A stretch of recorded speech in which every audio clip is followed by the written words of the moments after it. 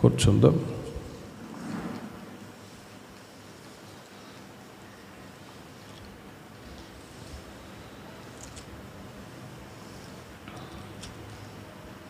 ఈ సాయంకాల వేళలో ఈ ప్రత్యేక ప్రార్థన కోడికకి చేరివచ్చిన మీ అందరికీ వందనాలు, స్తోత్రాలు చెల్లిస్తూ ఉన్నాం. గడిచిన 4 మాసాలు మన సంఘాన్ని ప్రభు ఆశీర్వాదకరంగా దీవెనకరంగా నడిపిస్తూ వచ్చారు. అందుకు దేవునికి మహిమ కలుగును గాక. మరి యొక్క నూతన మాసంలో దేవుడు మనల్ని ప్రవేశపెట్టాడు. మన జీవితాల్లో దేవుడు చేసిన మేళ్ళని మనము తలంచే సమయం. మన జీవితాల్లో గతంలో చేసినటువంటి మేళ్ళని మనం ఎల్లప్పుడూ తలంచుకుంటూ ఉండాలి. అందుకే ఈ ప్రత్యేక ప్రార్థన కూడిక ఏర్పాటు చేయడం జరిగింది. కృతజ్ఞత. గతంలో దేవుడు చేసిన మేళ్లను మనం తలంచి స్తుతించి ఆరాధించినప్పుడు మన జీవితాల్లో దేవుడు అధికమైన కార్యాలు చేస్తాడు. ఎవరైనా మేలు చేసినప్పుడు దానికి ప్రతిగా మనం కొన్నిసార్లు కృతజ్ఞత చెల్లిస్తాం. థ్యాంక్స్ అండి అని థ్యాంక్ యూ చెప్తాం. అదే ఒకవేళ థ్యాంక్ యూ చెప్పకపోయామనుకోండి, వాళ్ళు కోపపడతారు, బాధపడతారు, వీళ్ళకి కృతజ్ఞత లేదు అని. అప్పుడు మరలా నెక్స్ట్ టైం వాళ్ళకి మేలు చేయటానికి, వాళ్ళు కోరుకున్నప్పుడు మేలు చేయటానికి ఇష్టపడం. అలాగే పరలోకంలో ఉంటున్న దేవుడు కూడా తన ప్రజలైన మన జీవితాల్లో చేసిన మేళ్ళను తలంచుకొని థ్యాంక్స్ గివింగ్ చెప్పినప్పుడు, కృతజ్ఞతాస్తుతులు చెల్లించినప్పుడు మన జీవితాల్లో మేలులు అధికంగా చేస్తాడు. కాబట్టి గత 4 మాసాలు దేవుడు మన జీవితాల్లో, మన కుటుంబాల్లో, మన సంఘంలో ప్రతి ఒక్కరి జీవితాల్లో మేలు చేసిన దేవుడు ఈ మే మాసంలో కూడా ఎబెనెజర్ దేవుడుగా మన సంఘానికి తోడుగా ఉండి నడిపించుదురుగాక. యోబు గ్రంథం 29వ అధ్యాయం మొదటి వాక్యాన్ని మనము చదువుకుందాం. క్లుప్తంగా కొన్ని మాటలు చెప్పి త్వరగానే నేను ముగిస్తాను. యోబు ఇంకొకసారి ఉపమాన రీతిగా ఇట్లా, నేను పూర్వకాలంలో ఉన్నట్లు నేనున్న ఎడల ఎంతో మేలు, దేవుడు నన్ను కాపాడుచుండిన దినములలో ఉన్నట్లు నేను ఉన్న ఎడల ఎంతో మేలు అని భక్తుడైనటువంటి యోబు తన జీవితంలో దేవుడు చేసినటువంటి మేళ్లను తలంచుకొని కృతజ్ఞతాస్తుతులు చెల్లిస్తూ ఈ మాటలు తెలియచేస్తూ ఉన్నాడు. పూర్వకాలమున ఉన్నట్లు నేను ఉన్న ఎడల ఎంతో మేలు, దేవుడు నన్ను కాపాడుచుండిన దినములలో ఉన్నట్లు నేనున్న ఎడల ఎంతో మేలు అని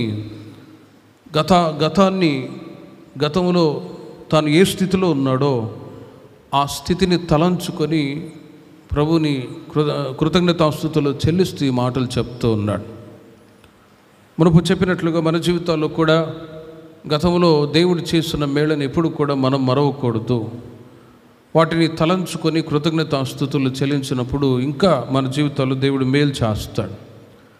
భక్తుడైన యోబు తన జీవితంలో ఎదురైన శోధనలు, కష్టాలు, పోరాటాల మధ్యలో ఈ మాటలు తెలియచేస్తాడు. పూర్వకాలంలో ఉన్నట్లు ఉన్న ఎడల ఎంతో మేలు, అప్పుడు చక్కగా ఆశీర్వాదకరంగా నేను, నా కుటుంబం, నా పిల్లలు క్షేమంగా ఉన్నాం కదా. ఇప్పుడు ఈ సమస్యలు, శోధనలు, నష్టాలు, మరణాలు కుటుంబంలో జరిగాయి. గతంలో ఎంతో క్షేమాన్ని అనుభవిస్తూ వచ్చాను. నా పితరులు కూడా అబ్రహాం, ఇస్సాకు, యాకోబు వారి జీవితాల్లో కూడా దేవుడు ఎన్నో మేళ్ళు చేస్తూ వచ్చాడు. అలాంటి మేళ్ళు నా జీవితంలో కూడా దేవుడు చేశాడు.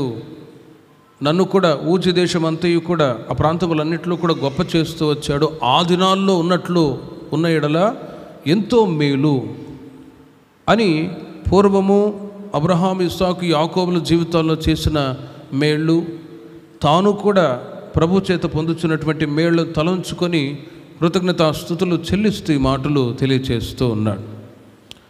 కాబట్టి ప్రేమిని వర్లరా, మన జీవితాల్లో కూడా దేవుడు చేసిన మేళ్ళను తలంచుకోవాలి. మరి యోబు జీవితంలో ఏ మేలు దేవుడు చేశాడు, ఏ మేలు దేవుడు చేశాడు. ఆ అధ్యాయంలోనే 7 మాటలు, ప్రాముఖ్యమైన మాటలు ఉన్నాయి.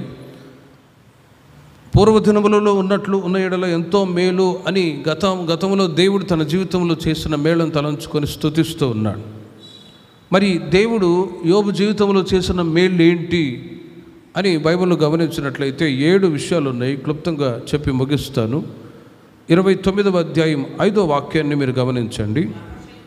సర్వశక్తుడు ఇంకను నాకు తోడై ఉండెను అని అంటారు. ఒకటి, యోబు జీవితంలో దేవుడు చేసిన మొట్టమొదటి మేలు ఏంటంటే సర్వశక్తుడు నాకు తోడుగా ఉండెను, తోడై ఉండెను అని యోబు గారు పలుకుతూ ఉన్నారు. గతంలో యోబు జీవితంలో దేవుడు చేసిన మేలు ఏంటంటే దేవుడు యోబుకు తోడై ఉన్నాడు, యోబుకు తోడై ఉన్నాడు. గనుకనే అతన్ని ప్రభు ఆశీర్వదిస్తూ వచ్చాడు.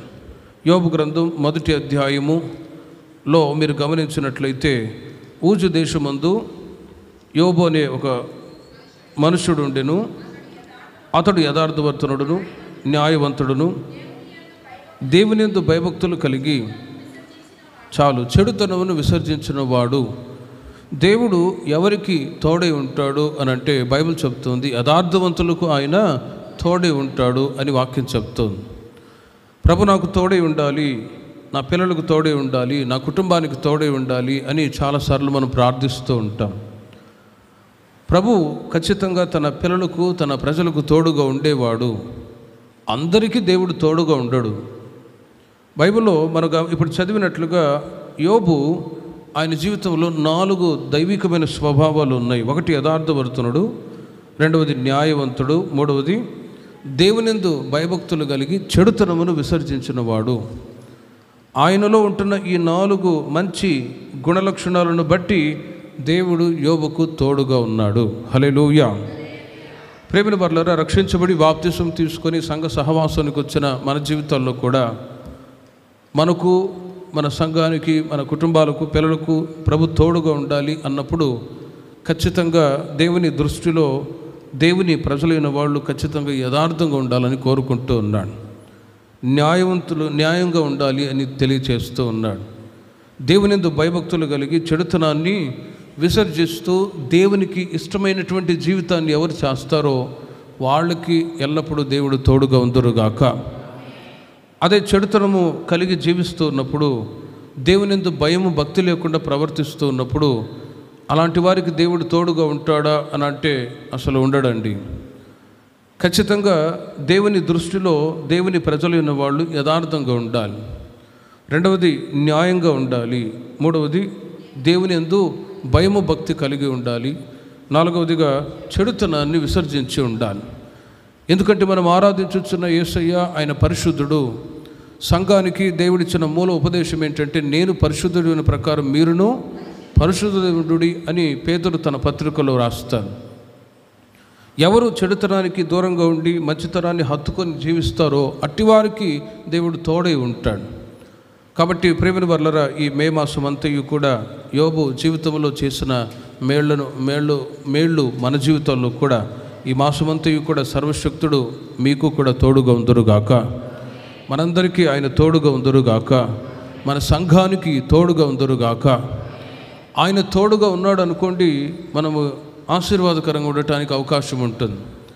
యోబుకి దేవుడు తోడుగా ఉన్నాడు కనుకనే ఆయనకి 7 మంది కుమారులు, 3 కుమార్తెలు, ఆ తర్వాత 7,000 గొర్రెలు, 3,000 ఒంటెలు, 500 జతల ఎడ్లు, 500 ఆడుగాడిదలు, బహుమంది పనివారును అతనికి ఆస్తిగా ఉండెను గనుక తూర్పు దిక్కు జనులందరిలో అతడే గొప్పవాడుగా ఉన్నాడు.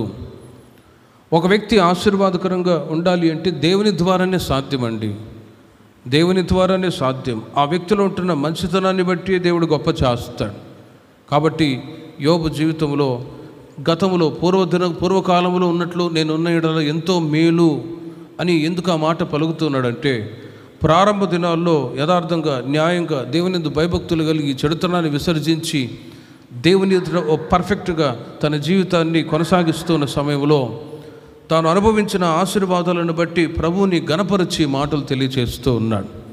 ఈ మాటలు తెలియచేస్తూ ఉన్నాడు. మన జీవితాల్లో కూడా కొన్నిసార్లు మీకు నష్టాలు రావచ్చు, సమస్యలు రావచ్చు, ఇబ్బందులు ఎదురవ్వచ్చు.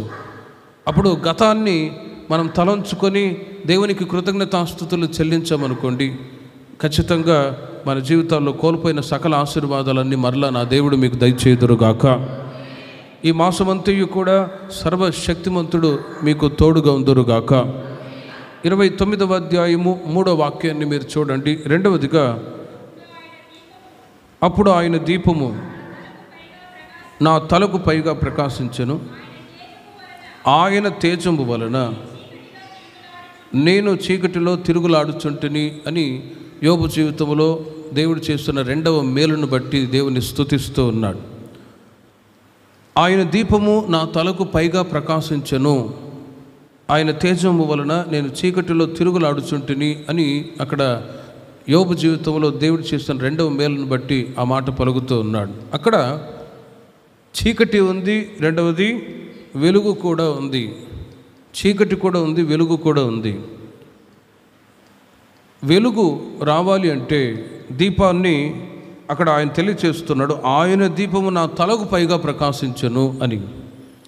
ఇక్కడ దీపము అన్నప్పుడు దేవుని యొక్క వాక్యము 119వ కీర్తన 105వ చరణములో 119వ కీర్తన 105వ చరణములో నీ వాక్యము నా పాదములకు దీపము, నా త్రోవకు వెలుగునై ఉన్నది అని కీర్తనాకారుడు దావీదు తెలియజేస్తూ ఉన్నాడు. కాబట్టి ఆయన దీపము నా తలకు పైగా ప్రకాశించను అనే మాటకు అర్థం ఏంటంటే, యోబు తన తల మీద దీపాన్ని పెట్టుకున్నాడు అనంటే ఏదో అక్షరికంగా ఉండి దీపాన్ని పెట్టుకొని తిరుగుతున్నాడని కాదు. దీపము అనగా నీ వాక్యము నా పాదములకు దీపము. వాక్యం యోబు జీవితంలో అవి ప్రత్యక్షపరచబడుతూ ఉన్నాయి. యోబు ప్రభువుని ఎరిగినవాడు, దేవుని యొక్క వాక్యాలు ఎరిగినవాడు, భక్తిని ఎరిగినవాడు. సమస్యలు శోధనలు వచ్చినప్పుడు కూడా ప్రభువుని విడిచిపెట్టకుండా ధైర్యంగా కొనసాగుతూ ఉన్నవాడు. కాబట్టి వాక్యం బాగుగా తెలిసినవాడు యోబు గనుక ఆయన అంటాడు, ఆయన దీపము నా తలకు పైగా ప్రకాశించను, ఆయన తేజం వలన నేను చీకటిలో కూడా తిరుగులాడుచుంటిని అని అంటాడు. చీకటి అన్నప్పుడు దుఃఖానికి గుర్తు. దుఃఖము, కన్నీళ్ళు, వేదన, సమస్యలు, పోరాటాలు జీవితంలో ఖచ్చితంగా ఎదురవుతాయి.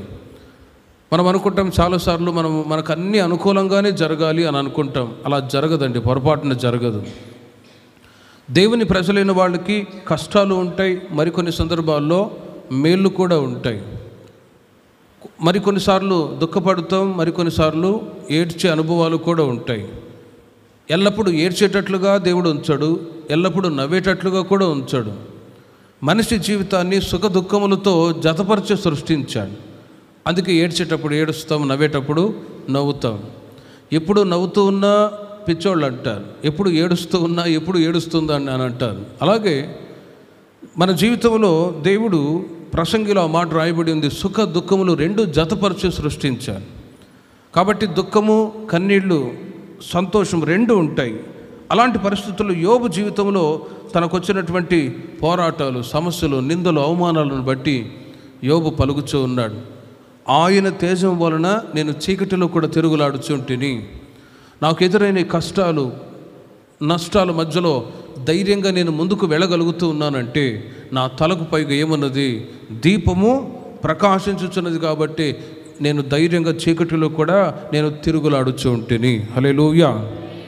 ప్రేమల వర్లరా, ప్రభువుని విశ్వసించిన ఆ రోజు నుండి ఈ రోజు వరకు దేవుడు మీ జీవితాల్లో మేలు చేస్తూ ఉన్నాడు. ఇంకా నా దేవుడు మేలులు చేయుదురుగాక. కానీ ఒకటి గ్రహించాలి, మన జీవితాల్లో ఎన్ని మేలు కలుగుతాయో మరొక వైపు పోరాటాలు కూడా ఉంటాయి, నష్టాలు కూడా వస్తాయి, సమస్యలు కూడా జరుగుతాయి, మరణాలు కూడా జరగవచ్చు కుటుంబాల్లో.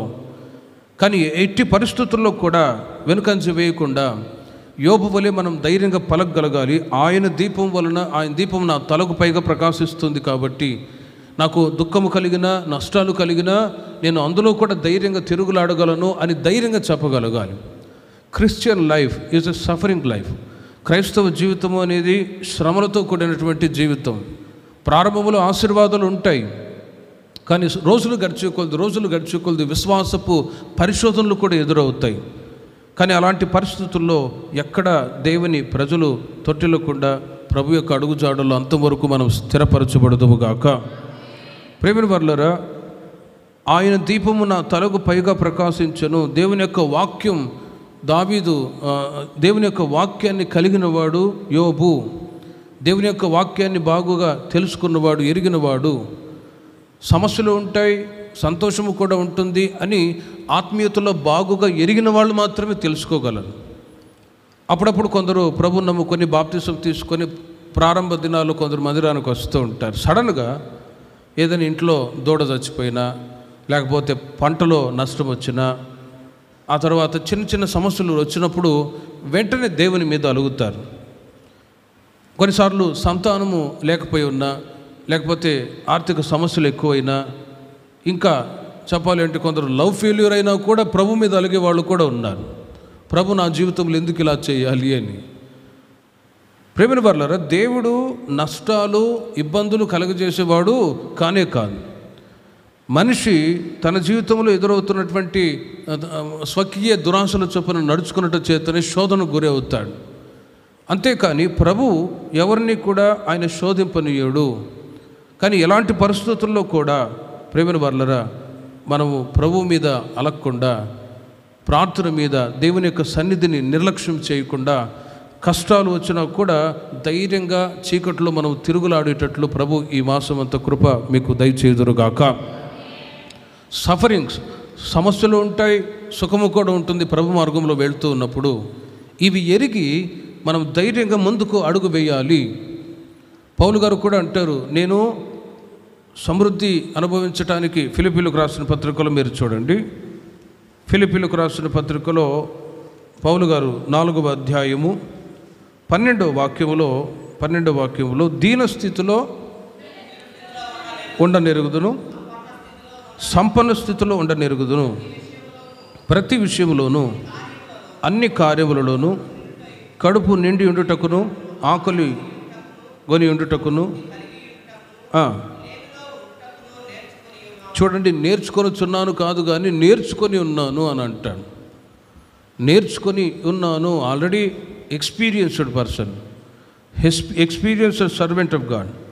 ప్రేమిన వర్లరా, నేను నేర్చుకొని ఉన్నాను అంటే ప్రభు మార్గంలో సౌలుగా ఉన్నప్పుడు లోక సంబంధమైనటువంటి ఆశీర్వాదాలు, సుఖభోగాలు అన్నీ అనుభవిస్తూ ఉన్నవాడు సౌలు. కానీ ప్రభులోనికి వచ్చిన తర్వాత ప్రేమిన వర్లరా సఫరింగ్స్, శ్రమలను ఎదుర్కొంటున్నాడు. సరే, ఈ శ్రమలు వచ్చాయి అని చెప్పి దేవుని యొక్క పరిచర్య చేయటానికి తాను తొలగిపోలేదు. ఆయన అంటారు, దీన స్థితిలో ఉండనెరుగుదును, సంపన్న స్థితిలో ఉండనెరుగుదును, ప్రతి విషయములో అన్ని కార్యములను కడుపు నిండి ఉండుటకును, ఆకలి కొని ఉండుటకును, సమృద్ధి కలిగి ఉండుటకును, లేమిలో ఉండుటకును నేర్చుకొని ఉన్నాను అని అంటాను. ఆ మధ్య ఒక అక్కగారు ఒకసారి ఫోన్ చేసి, అన్నయ్య బాగున్నావా, మీరు మంచి మంచి తిండిలు తింటారులే అన్నయ్య అన్నది. రామ్మ, నువ్వు కూడా సేవకురా, నువ్వు కూడా దిందురా సేవకు వచ్చి అన్నాను. మంచి మంచి తిండిలు తింటారు మీరు అన్నది. నువ్వు పెడితే తింటా, మరి మాకెక్కడ వస్తుంది అంటే మంచి ఒపీనియన్తోనే అన్నదనుకోండి. కొన్నిసార్లు మంచి తిండి దొరుకుతుంది, ఆ తర్వాత కొన్నిసార్లు పస్తులు కూడా ఉన్న రోజులు కూడా ఉన్నాయి. ప్రేమను వర్లరా, క్రిస్టియన్ లైఫ్, క్రైస్తవ మార్గంలో ఆశీర్వాదాలు ఉంటాయి, మరి కొన్నిసార్లు సఫరింగ్స్, శ్రమలు కూడా ఉంటాయి. కొన్నిసార్లు అనుకోవచ్చు సేవకులకి ఏ ఇబ్బందులు ఉండవు అని. చాలా సఫరింగ్స్ ఉంటాయండి, చాలా ఇబ్బందులు వస్తాయి. సేవకుల పరిస్థితుల్ని అర్థం చేసుకునే వాళ్ళు ఒక 2%, 1% మాత్రమే అనుకుంటాను, 1% మాత్రమే. కానీ యోబు తన జీవితంలో ఎదురైనటువంటి పరిస్థితుల మధ్యలో ఆయన అంటాడు, చీకట్లో కూడా నేను ధైర్యంగా తిరుగులాడుచుంటిని, ఎందుకంటే ఆయన దీపము నా తలకు పైగా ప్రకాశించెను. హల్లెలూయా. వాక్యం ఆయన జీవితంలో ఉన్నది.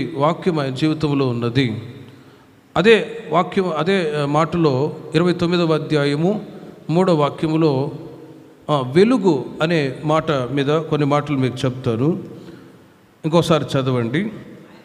ఆయన దీపము నా తలకు పైగా ప్రకాశించెను, నేను చీకటిలో తిరుగులాడుచుంటిని అని అంటాడు. దేవుని యొక్క వాక్యం యోబు గారి జీవితంలో ఉన్నది కనుక ధైర్యంగా చీకటిలో కూడా ధైర్యంగా ముందుకు వెళ్తూ ఉన్నాడు. ప్రభు మార్గంలో నడుస్తూ ఉన్నప్పుడు ఇబ్బందులు వస్తాయి, శ్రమలు వస్తాయి. యోబు ఆశీర్వాదకరంగా ఉన్నాడు. నెక్స్ట్ ఆయనకి విశ్వాసపు పరీక్ష వచ్చింది. అలాంటి సమయంలో ఈ శోధనలు సమస్యలు రాకమునిపే, తల్లి గర్భంలో పుట్టకమునిపే నేను చచ్చిపోయినా బాగుండు కదా, ఈ సమస్యలు నేను అనుభవించి ఉండేవాడిని కదా అని తన జన్మదినాన్ని శపించాడు యోబు. ఇంకా ఆయన అంటాడు, నేను ఇప్పుడు శోధింపబడుచున్న తర్వాత సువర్ణము వలె మార్చబడుదును. తనకు ఎదురైన శోధనలో ప్రారంభ దినాల్లో జన్మదినాన్ని శపించుకున్నాడు. నెక్స్ట్ తనకు ఒక నిరీక్షణ, నేను ఇప్పుడు శోధనలో నడిపించబడుతున్నాను, తర్వాత నేను సువర్ణము వలె మారుతాను. కారణం ఏంటంటే, ఎందుకు అలాంటి ఒక శుభప్రదమైన మాట పలుకుతున్నాడంటే, యోబు వాక్యాన్ని బాగుగా ఎరిగినవాడండి. దేవుని ప్రజలైన మనము కూడా ఖచ్చితంగా దేవుని యొక్క వాక్యాలు మీరు విని వెళ్ళిపోకూడదు.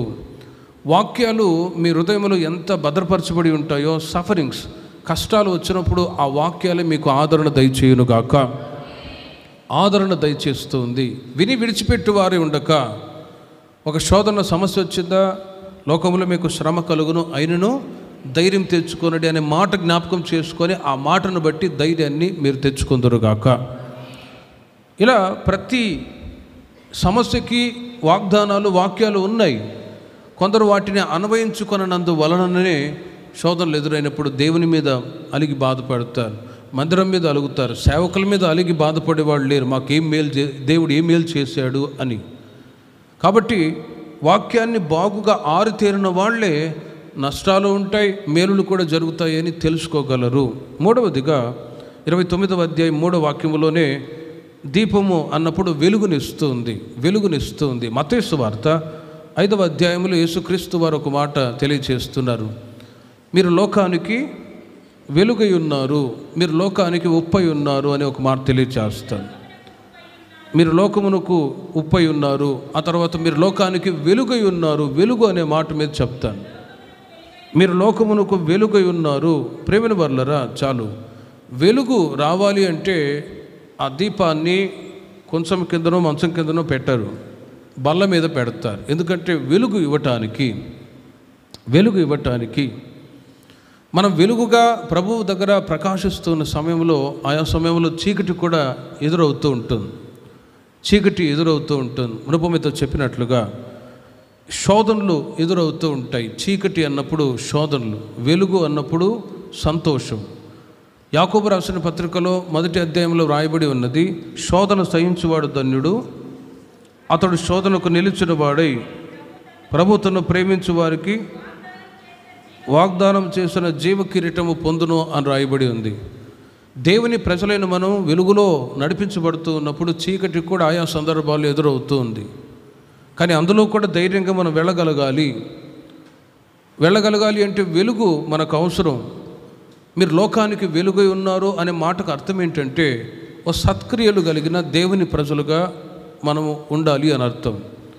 మత్తయి సువార్తలోని 5వ అధ్యాయంలో మీరు చదువుకుంటూ వస్తే వెలుగుకి ఒక ముఖ్యమైన నిర్వచనం ఏంటంటే, అక్కడ సత్క్రియలు, మనుషులు మీ సత్క్రియలను చూచి పరలోకమందున్న మీ తండ్రిని మహిమపరచునట్లు వారి ఎదుట మీ వెలుగు ప్రకాశింపనీయుడి అని అంటారు. సత్క్రియలకి గుర్తు.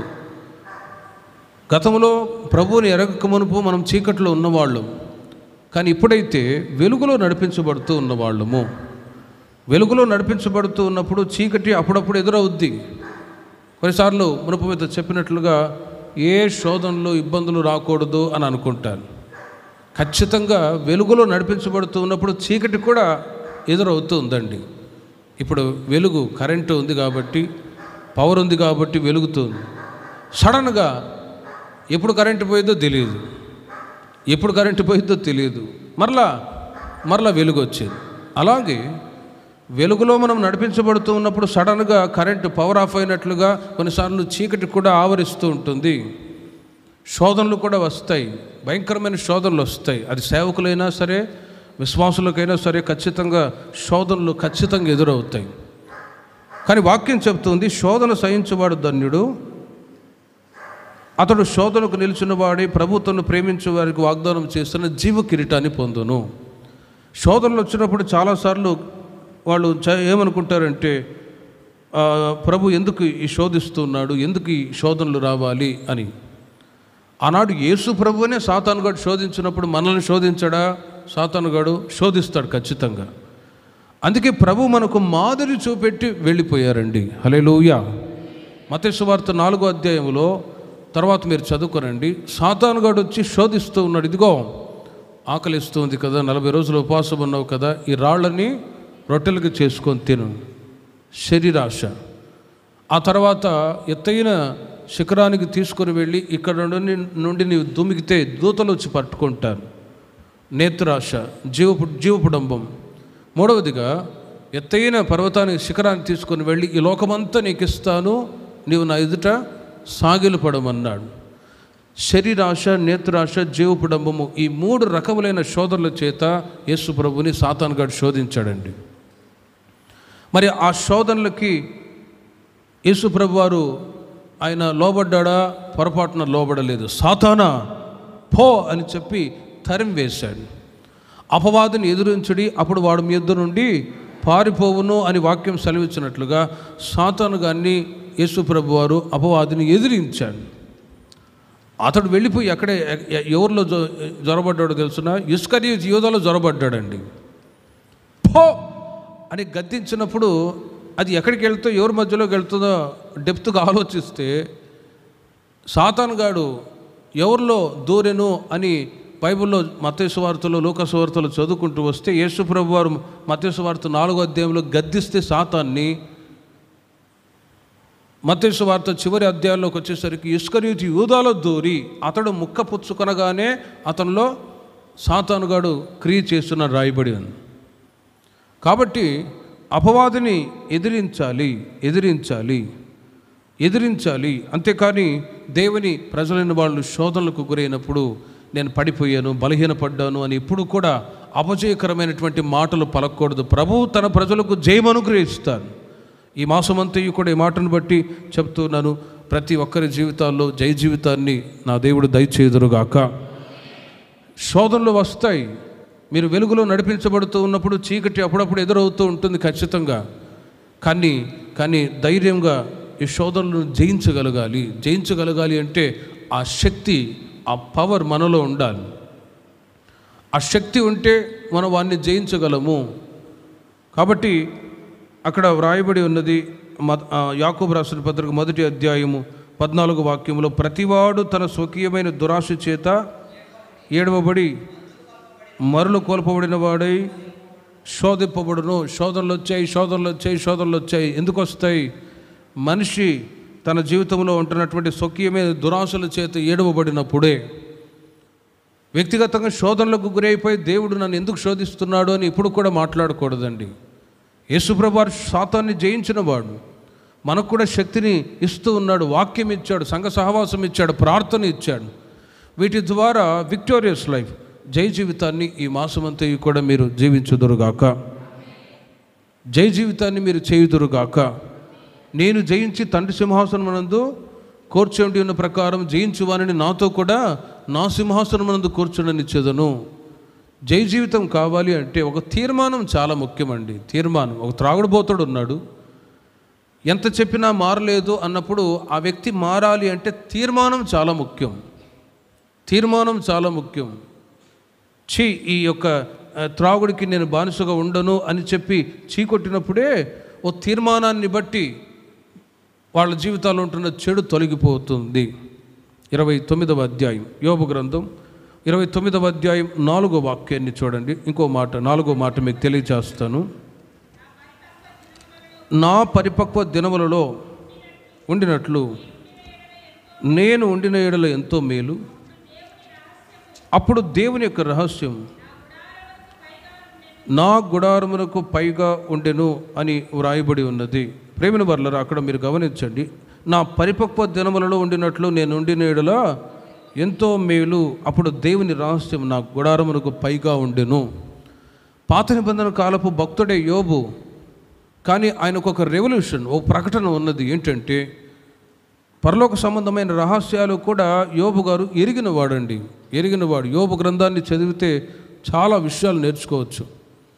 యోబు పాత నిబంధన కాలపు భక్తుడై ఉన్నా కూడా నిత్యత్వాన్ని గురించి, ఇటర్నిటీ గురించి, పరలోక రాజ్యాన్ని గురించి ఒక గొప్ప ప్రకటనలు కలిగినవాడు. ఆయన అంటారు, దేవుని రహస్యం నా గుడారమునకు పైగా నుండెను. దేవుని యొక్క రహస్యాన్ని ఎరిగినవాడు యోబు. ఏంటి ఆ రహస్యం అంటే ఇప్పుడు ఈ గుడారంలో నేను ఉన్నాను, అక్షరీకంగా ఇంట్లో ఉన్నాడు యోబు గారు.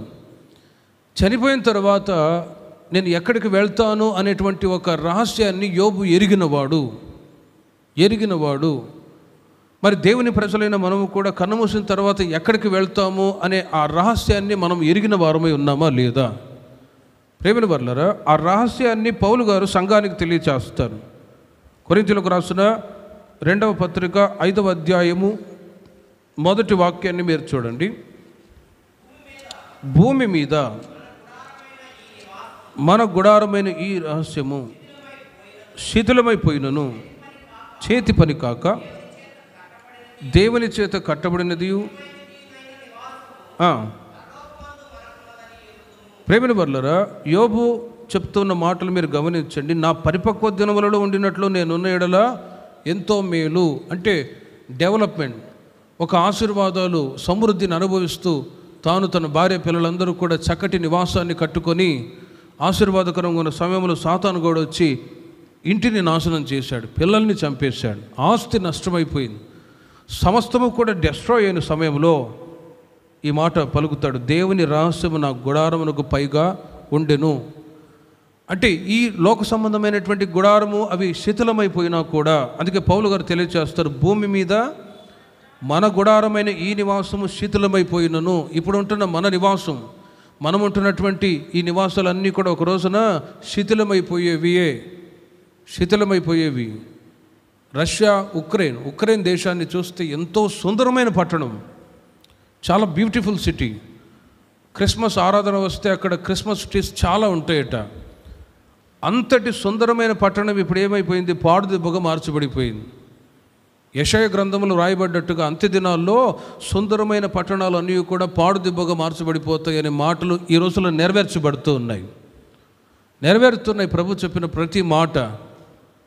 మనుషుడు అతిశయోక్తితో ఏవైతే కట్టుకుంటున్నాడో అవన్నీ కూడా కూల్చబడే పరిస్థితులు వచ్చాయి. రమ్యమైన పట్టణాలు నాశనం అవుతూ ఉన్నాయి. యుద్ధాల వలన, భూకంపాల వలన, సునామీల వలన ఎన్నో సుందరమైన పట్టణాలు, ప్రాంతాలన్నీ కూడా కొట్టుకొని పోతూ ఉన్నాయి. ఈ లోకం ఇది అశాశ్వతమైనది. ఈ లోకంలో టెంపరీగా మనం ఉండటానికే వచ్చాం. మనిషి యొక్క ఆయుష్ ఎన్ని సంవత్సరాలు?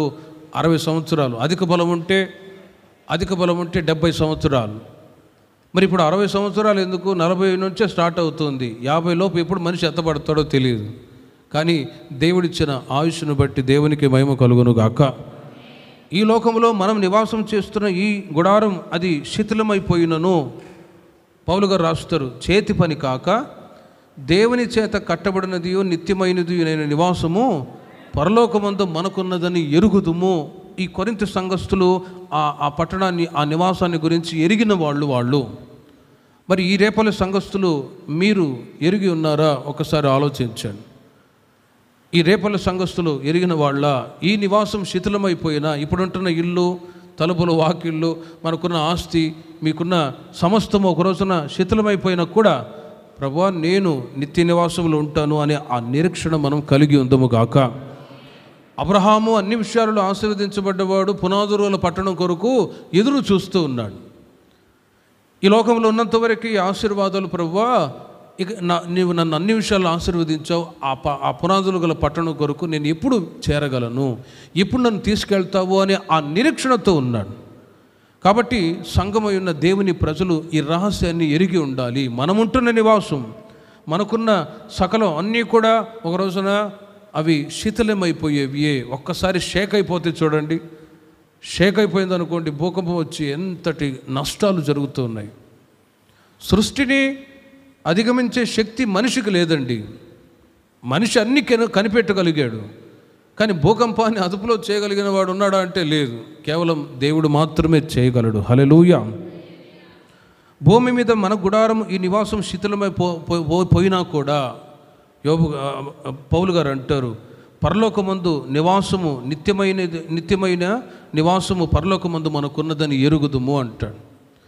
కాబట్టి పరలోక సంబంధమైన ఆ రాజ్యము కొరకు, ఆ నివాసం కొరకు ఈ రోజుల్లో సిద్ధపడాలని వాక్యం చెప్తోంది. యోబు తన జీవితంలో ఇల్లు కోల్పోయాడు, పిల్లలు చనిపోయారు, నష్టాలు వచ్చాయి, ఇబ్బందులు ఎదురయ్యి, అలాంటి పరిస్థితుల్లో ఈ నివాసం ఈ శిథిలమైపోయినా కూడా దేవుడిచ్చే ఆ శిథిలము కానీ ఆ పట్టణం కొరకు నేను ఎదురు చూస్తున్నానని ఆ మాటలు పలుకుతూ ఉన్నాడు.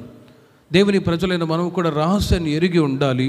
కొరింథీయులకు రాసిన మొదటి పత్రిక 15వ అధ్యాయము 51వ వాక్యంలో మీరు గమనిస్తే, యేసుక్రీస్తు ఒక రోజున ప్రత్యక్షమైనప్పుడు జరిగే ఒక రహస్యాన్ని మీరు చూడండి. ఇదిగో మీకు ఒక మర్మము తెలుపుచున్నాను, మనమందరము నిద్రించము కానీ నిమిషములో ఒక రెప్పపాటున కడబూరం మ్రోగగానే. చాలు. అక్కడ మీరు గమనించండి, పౌలు గారు సంఘానికి ఒక రహస్యాన్ని చెప్తూ ఉన్నారు. ఇదిగో మీకు ఒక మర్మము తెలుపుచున్నాను, మనమందరము నిద్రించము కానీ నిమిషములో ఒక రెప్పపాటున కడబూరం మ్రోగగానే మనమందరము మార్పు పొందుదుము అంటాను. ఈ మాటలో ఉన్న ఆంతర్యం ఏంటంటే, అక్కడ క్రీస్తు మరణాన్ని జయించి పునరుత్థానుడయ్యాడు. అక్కడ కొరింథీలో ఉన్న సంఘస్థులు కొంతమంది పునరుత్థానాన్ని విశ్వసించకుండా పునరుత్థానం లేదు అని వాద వివాదాలు చేస్తూ వచ్చారు. అప్పుడు క్రీస్తుని గురించి, క్రీస్తు మృతులలో నుండి లేపబడి ఉండకపోయి ఉంటే మేము ప్రకటించే సువార్త వ్యర్థము, ప్రార్థనలు ఏర్పాటు చేయడం వ్యర్థము, కాబట్టి క్రీస్తు పునరుత్థానుడై సజీవునిగా లేపబడ్డాడు కాబట్టే మేము పునరుత్థానుడైన క్రీస్తును ప్రకటించుచున్నాము, ఈ నిరీక్షణ జీవము గలది, జీవము లేనిది కాదు అని వాళ్ళకి చాలా విషయాలు తెలియచేస్తూ ఈ మర్మాన్ని కూడా చెప్తూ ఉన్నారు.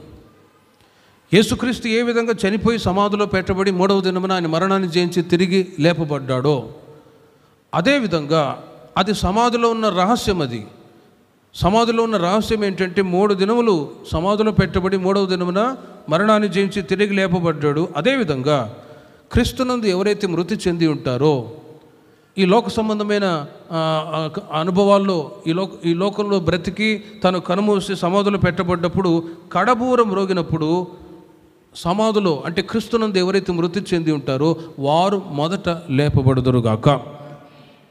సమాధిలో ఉన్న వాళ్ళు లేపబడతారు. ఆ తర్వాత సజీవులమై ఉండి మనము ఆయనతో కూడా ఉండటానికి లేపబడదుము అని తెస్సలోనిక సంఘానికి కూడా పౌలు గారు తెలియచేస్తారు. ఇది ఒక మర్మం. ఈ మర్మం చాలామందికి తెలియదు. నాస్తికులైతే నమ్మరు, నామకార్థపు క్రైస్తవులకి కూడా ఒక మర్మం తెలియదు. లోకంలో ఉన్నంత వరకు తినాలి, త్రాగాలి, సుఖించాలి, చనిపోయిన తర్వాత ఎవరు చూశారండి అని మాట్లాడే వాళ్ళు ఉన్నారు. కానీ ఈ మర్మం కొరింథీ సంఘస్థులు ఎరిగి ఉన్నట్లుగా రేపల్లి సంఘస్థులు కూడా ఎరిగి ఉందరుగాక.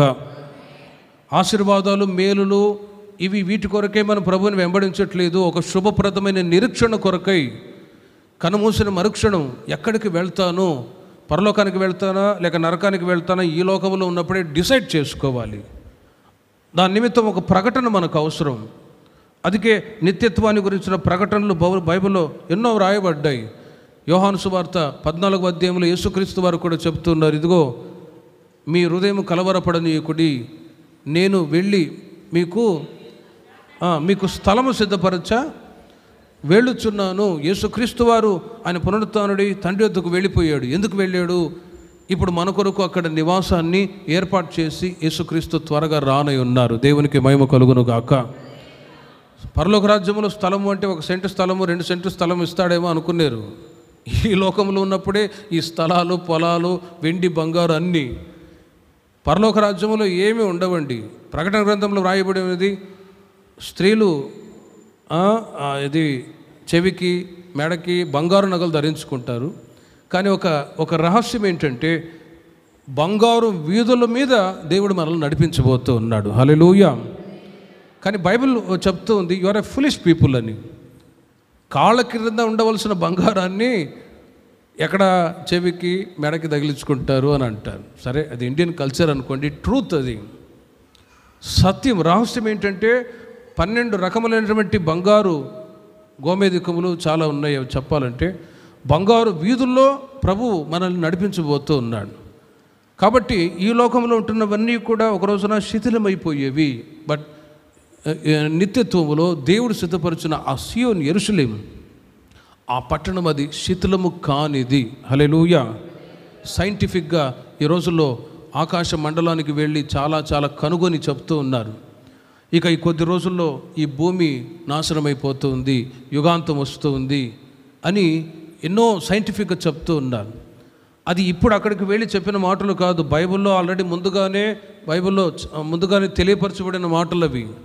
ఓ ఫ్రాక్షన్ ఆఫ్ సెకండ్, ఒక్క రెప్పపాటున సంఘం ఎత్తబడితే అదే ఫ్రాక్షన్ ఆఫ్ సెకండ్ ఈ భూమి మొత్తం అగ్ని చేత కాలిపోబోతుంది అని విలాప వాక్యాల్లో రాయబడ్డాయి. కాబట్టి వీటిని బట్టి మనం భయపడిన అవసరమే లేదు. కానీ కళ్ళు మూసిన మరుక్షణం ప్రభువుతో ఉండాలి అనే ఆ రహస్యాన్ని మనం ఎరిగి ఉండి ప్రభు కొరకు మనం ఎదురు చూచుదుముగాక. యోబు గ్రంథం 29వ అధ్యాయం 19వ వాక్యం. యోబు గ్రంథం 29వ అధ్యాయం 19వ వాక్యం. నా వేళ్ల చుట్టూ నీళ్లు వ్యాపించును, మంచు నా కొమ్మల మీద నిలుచును అని యోబు గారు పలుకుతూ ఉన్నారు. అక్కడ మీరు చూడండి, నా వేళ్ల చుట్టూ నీళ్లు వ్యాపించును అని అంటాను. పూర్వదినములలో ఉన్నట్లుగా నేనున్న ఎడల ఎంతో మేలు. గతంలో యోబు గారి జీవితంలో దేవుడు చేసిన మేళన్ని తలంచుకుంటూ ఉన్నాడు. ఈ పూట మనము కూడా గత 4 మాసాలు ఈ 2025 సంవత్సరం ప్రారంభించబడ్డ ఆ రోజు నుండి ఈ రోజు వరకు మన జీవితాల్లో దేవుడు చేసిన మేళను బట్టి ప్రభువుకి మహిమ కలుగును గాక. యోబు గారి జీవితంలో దేవుడు మేలు చేశాడు. 1, సర్వశక్తుడు నాకు తోడే ఉండెను. 2, ఆయన దీపము నా తలకు పైగా ప్రకాశించును. 3, వెలుగు నా జీవితంలో ఉంది కాబట్టి శోధనలో కూడా నేను ధైర్యంగా వెళ్ళగలను అంటాను.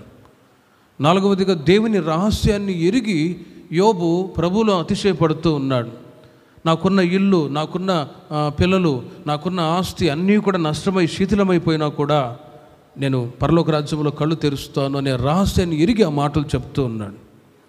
5, నీళ్లు నా కొమ్మల చుట్టూ వ్యాపించును. నీళ్లు అన్నప్పుడు పరిశుద్ధాత్మకి గుర్తండి, పరిశుద్ధాత్మకి గుర్తు. యోబు అంటారు, నీళ్లు నా కొమ్మల చుట్టూ వ్యాపించును అని అంటాడు. మనిషి యొక్క జీవితాన్ని చెట్టుకు పోల్చబడింది. మనిషి యొక్క జీవితం చెట్టుకు పోల్చబడింది. ఓ చెట్టుని నాటుతారు. ఆ చెట్టు అది ఫలభరితంగా చిగురించి పుష్పించి ఫలాలు ఇవ్వాలి అంటే ఖచ్చితంగా నీళ్ళు అవసరం, ఆ తర్వాత ఎరువు అవసరం, ఆ తర్వాత ఎండ కూడా అవసరం. నీడలో ఉంటే ఆ చెట్టు ఎదగదు. ఓ చెట్టు ఎదగటానికి చాలా అవసరం. ముఖ్యముగా నీళ్ళు అవసరం అండి, నీళ్ళు అవసరం. చెట్టు దానికి ఎరువు వేసినంత మాత్రాన అది చిగురించి పుష్పించగలదా అంటే పుష్పించదు. ఖచ్చితంగా ఏముండాలి?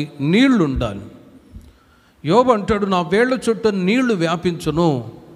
పరిశుద్ధాత్మ శక్తి నాకు ఉన్నది కాబట్టి నేను ధైర్యంగా నాకు ఎదురైన సమస్యలని నేను ఎదుర్కొంటాను అని చెప్పి ఈ మాట పలుకుతూ ఉన్నాడు. హల్లెలూయా. దేవుని యొక్క శక్తి మన జీవితంలో ఉందనుకోండి, మన చుట్టూ వ్యాపించి ఉన్నప్పుడు మనం గుర్తెరగాలి, అనాయింటింగ్ పవర్, పరిశుద్ధాత్మ శక్తి ఉన్నప్పుడు మన చుట్టూ దేవుని యొక్క మహిమ ఉండునుగాక. దేవుని యొక్క మహిమ మన చుట్టూ ఉంటుంది. సాతానుగాడు తాకటానికి అవకాశం లేదు. అది మనం ఇమాజినరీ, అంతేకాని మనం కళ్ళారా చూడలేము. దేవుని ప్రజలు వెళ్తూ ఉన్నప్పుడు దేవుడు తన చుట్టూ కంచె వేస్తారు అన్నప్పుడు, కాపుదల అన్నప్పుడు, పరిశుద్ధాత్మ శక్తి ఉన్నప్పుడు దేవుడు తన ప్రజల చుట్టూ ఆయన కాపుదలుగా ఉంటాడు. అందుకే యోబు అంటాడు, నీళ్లు నా వేళ్ల చుట్టూ వ్యాపించును. పరిశుద్ధాత్మ శక్తి అనుభవాన్ని పొందినవాడు కాబట్టి నేను ఏమాత్రం అధైర్యపడను. పరిశుద్ధాత్మ దేవుడు నాకు తోడుగా ఉన్నాడు అని పాత నిబంధన కాలంలో ఉన్న భక్తుడై ఉన్నా కూడా పరిశుద్ధాత్మను విశ్వసించినవాడు ఎరిగినవాడు దేవుని ప్రజలైన మనము కూడా. దేవుని యొక్క ఆత్మ మీ చుట్టూ ఉన్నప్పుడు ఖచ్చితంగా ఉన్నతమైన జీవితాన్ని చేయటానికి దేవుడు సహాయం దయచేదురుగాక. పరిశుద్ధాత్మ శక్తి ఉన్నప్పుడు ఖచ్చితంగా క్రీస్తువలే జయ జీవితాన్ని జీవించడానికి కృప దేవుడు ఇస్తాడు. 6వదిగా మీరు గమనించండి, 29వ అధ్యాయం 19వ వాక్యములోనే మంచు నా కొమ్మల మీద నిలుచును అని వ్రాయబడి ఉంది. మంచు అన్నప్పుడు ఇక్కడ కూడా దేవుని యొక్క వాక్యము ద్వారా కలిగే కృప అని మనం గ్రహించాలి. మంచు నా కొమ్మల మీద నిలుచును. మంచు అవసరం, నీళ్లు కూడా అవసరం. మంచు మీరు గమనిస్తే వింటర్ సీజన్లో మంచు ద్వారా కొన్ని పంటలు కూడా పండుతాయి. శనగ, ఇంకా కొన్ని మంచు కూడా అవసరం. మంచు నా కొమ్మల మీద నిలుచును అని ఎందుకు ఈ మాట తెలియచేస్తున్నాడంటే, దేవుని వాక్యము ద్వారా కలిగే కృప. మంచు అనేది ఆకాశము నుండి కుమ్మరింపబడుతుంది, కొమ్మల మీద నిలిచి ఉంటుంది. ఆకాశము నుండి కురిపింపబడుతున్న దేవుని యొక్క వాక్యం అనే మంచు దేవుని ప్రజల జీవితాల్లో కృపనిస్తూ ఉందండి, కృపనిస్తూ ఉంది. మంచు కృపకు సాదృశ్యమై ఉన్నది. హల్లెలూయా.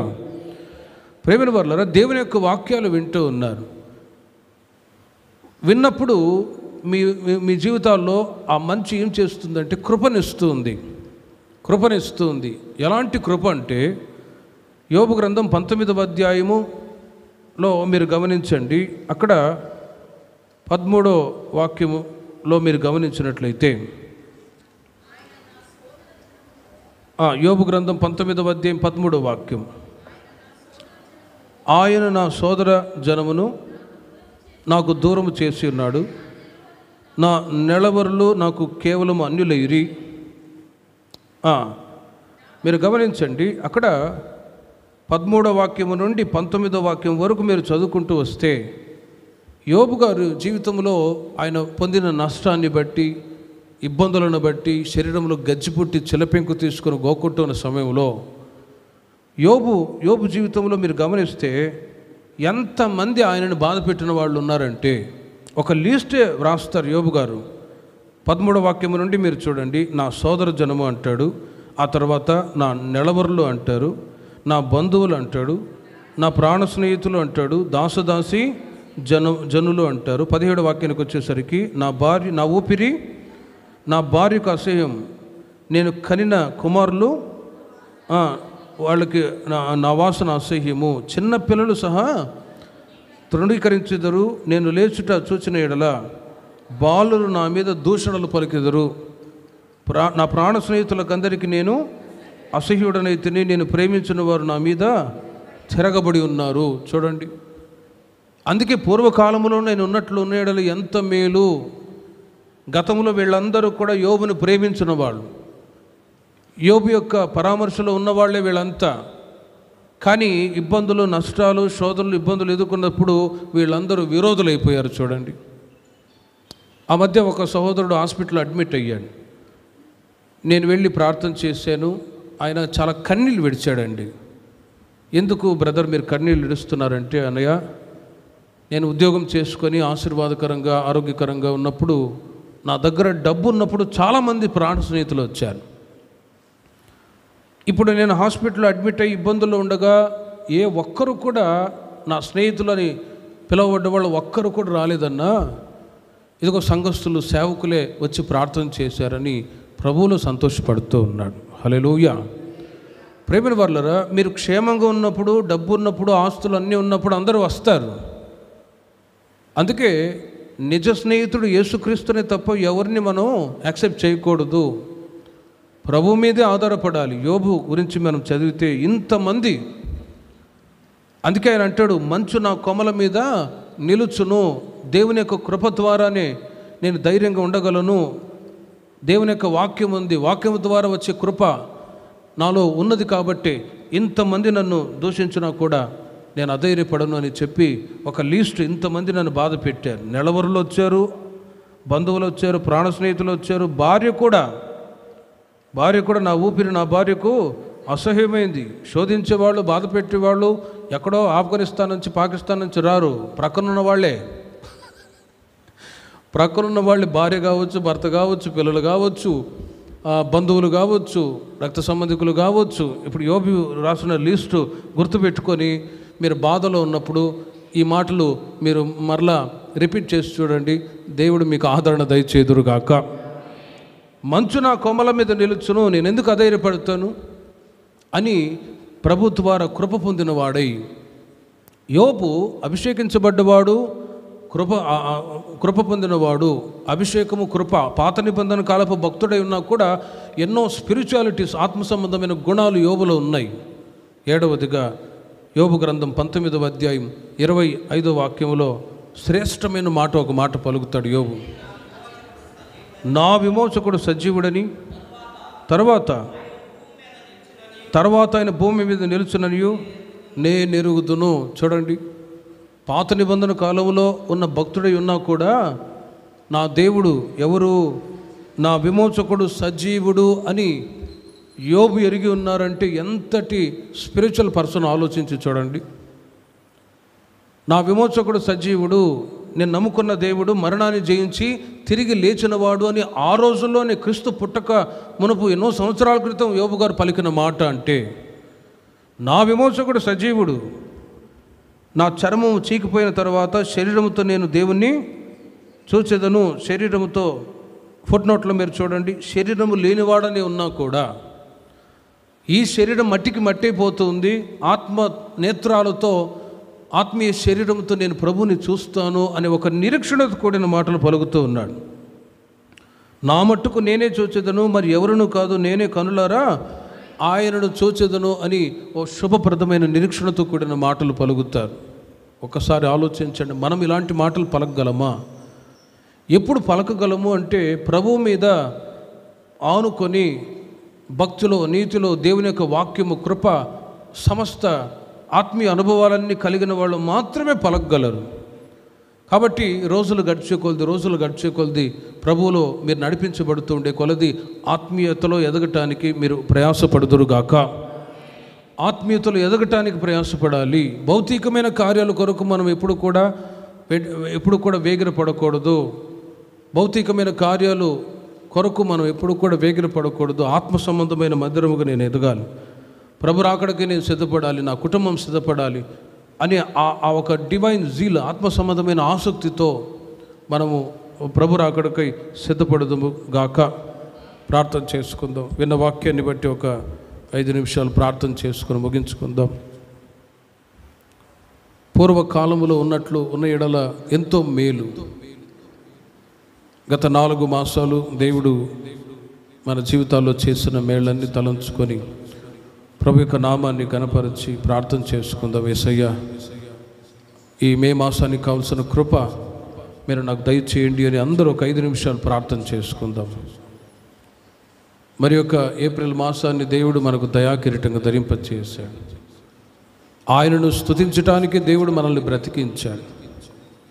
గత దినాలన్నీ కూడా దేవుడు మీ జీవితాల్లో చేసిన మేళను తలంచుకోనండి. యోబు గారు పూర్వకాలంలో ఉన్నట్లు నేను ఉన్న ఎడల ఎంతో మేలు అని గతాన్ని తలంచుకుంటూ ఉన్నాడు. ఒకసారి మీరు కూడా ప్రతి ఒక్కరు పూర్వ దినములలో మీ జీవితాల్లో మీరు ఎలా ఉన్నారు, ఇప్పుడు ఏ విధంగా నడిపించబడుతూ ఉన్నారు, క్రీస్తుని ఎరగకపోనప్పుడు ఎలా ఉన్నారు, ఇప్పుడు మీరు ఏ స్థితిలో నడిపించబడుతూ ఉన్నారు. యోబు గారు తెలియచేస్తున్నారు, సర్వశక్తుడు నాకు ఇంకనూ తోడై ఉండెను. ప్రార్థన చేసుకుందాం. ప్రభు, ఈ మే మాసమంతా నాకు మీరు తోడుగా ఉండండి. ప్రభు, నా కుటుంబానికి తోడుగా ఉండండి, నా పిల్లలకు మీరు తోడుగా ఉండండి అని ఎవరికి వాళ్ళు ప్రార్థన చేసుకుంటాం. ఆయన తోడుగా ఉంటే సకల ఆశీర్వాదాలు కూడా మన వెంట వస్తాయి. ఊజు దేశమందు యోబు ఆశీర్వదించబడ్డవాడు. ప్రభు, మీరు నాకు తోడై ఉండి నన్ను ఆశీర్వదించమని అడగండి. ఆయన దీపము నా తలకు పైగా ప్రకాశించను. యోబు తల మీద దేవుని వాక్యమనే దీపం ఉంది కాబట్టి చీకటిలో కూడా నేను తిరుగులాడుచుంటిని. చీకటి అన్నప్పుడు దుఃఖం, కన్నీళ్లు, వేదన. దేవుని యొక్క వాక్యం మీలో ఉన్నప్పుడు చీకటిలో కూడా ధైర్యంగా వెళ్ళగలవు. కీర్తనకారుడు దావీదు కూడా, నీ వాక్యము నా పాదములకు దీపము, నా త్రోవకు వెలుగునై ఉన్నది అని దేవుని వాక్యాన్ని బట్టి అతిశయపడుతూ చెప్తున్న మాట. కాబట్టి ప్రేమిని వారలారా, దేవుని యొక్క వాక్యాన్ని చదవండి, ధ్యానించండి. సమయాన్ని పోనివ్వక వ్యర్థపరచుకోకుండా దివారాత్రము దాన్ని ధ్యానించేవాడు ధన్యుడని వాక్యం చెప్తుంది. ప్రభు అక్కడ సమీపిస్తుంది. యోబు యొక్క జీవితంలో 3వ మేలు వెలుగును పొందుకున్నవాడు. చీకటి ఎదురైనా కూడా, శోధనలు ఎదురైనా కూడా వాటిని ధైర్యంగా జయిస్తూ ఉన్నాడు. మీ జీవితాల్లో కూడా కుటుంబంలో శోధనలు, సమస్యలు ఎదురవుతూ ఉన్నాయా? శోధనలు ఏమీ చేయవు. వాటిని జయించినప్పుడు జీవ కిరీటాన్ని పొందుతారు అని వాక్యం సెలవిస్తుంది. ప్రభు, ఎదురయ్యే ప్రతి శోధనను జయించడానికి కృప దయచేయమని అడగండి. వెలుగులో నీవు ఎంతగా నడిపించబడాలని కోరుకుంటావో అంతగా శోధనలు కూడా ఎదురవుతాయి. కానీ శోధన సహించువాడు ధన్యుడు. యోబు గారు దేవుని యొక్క రహస్యాన్ని ఎరిగినవాడు. ఈ క్షణం కళ్ళు మూస్తే నేను ఎక్కడ ఉంటాననే ఓ విశ్వాసం కలిగినవాడు. ప్రభు దగ్గర నేను ఉంటాను. యోబు యొక్క విశ్వాసాన్ని ఒక్కసారి ఆలోచించాడు. దేవుని యొక్క రహస్యాన్ని తెలుసుకున్నవాడు. దేవుని ప్రజలైన మనము కూడా రహస్యాన్ని ఎరిగి ఉండాలి. మనం నివాసం చేస్తున్న ఈ గుడారం ఒక రోజున శిథిలమైపోయేది. కానీ చేతి పని కాక శిథిలము కాని ఆ పట్టణము కొరకే మనం సిద్ధపడాలి. ఒక రెప్పపాటున కడబూర మ్రోగు కానీ మనము మార్పు చెందుదుము. యోబు పరిశుద్ధాత్మ అభిషేకాన్ని పొందినవాడు, కృపను పొందినవాడు. నీళ్లు నా చుట్టూ వ్యాపించును, మంచు నా కొమల మీద నిలుచును, చివరిగా నా విమోచకుడు సజీవుడు. ఓ శుభప్రదమైన నిరీక్షణతో కూడిన మాటలు. నేను కళ్ళు మూసినా, చనిపోయినా కూడా, మట్టిలో పెట్టబడ్డా కూడా ప్రభు ముఖ దర్శనాన్ని ఒక రోజున చూస్తాను అనే ఓ నిరీక్షణ మనము కూడా కలిగి ప్రభు యొక్క రాకడకే సిద్ధపడాలి. ఓ తీర్మానంతో అందరూ రెండు చేతులెత్తి దేవునికి స్తోత్రాలు చెప్దాం.